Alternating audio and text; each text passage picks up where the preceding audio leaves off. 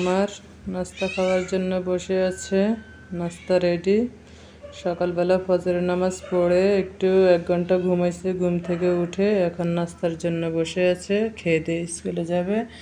এই যে উনি চা দিয়ে পরোটা খুব পছন্দ করে, ডিম আমলেট আর শসা, আর এই যে পরোটা, এগুলোই হচ্ছে ওনার নাস্তা। এই যে আজকে দুপুরে আয়োজন করছি একদম সিম্পল সব কিছু। ইলিশ মাছ দিয়ে, ধুন্দুল দিয়ে, তারপরে ওল দিয়ে, ইলিশ মাছ দিয়ে। এগুলো তো আসলে ছেলেমেয়েরা খাবে না। এখানে একটু মুরগি রান্না করছি ওদের জন্য, ব্রয়লার মুরগি। আর এখানে হচ্ছে সাদা ভাত আছে। ব্যাস এগুলো দিয়ে আজকে দুপুরের খাওয়া দাওয়া হবে। সব কিছু একটু অল্প অল্প ছিল, তাই অল্প অল্প করে রান্না করছি, যেহেতু আমি একা খাবো।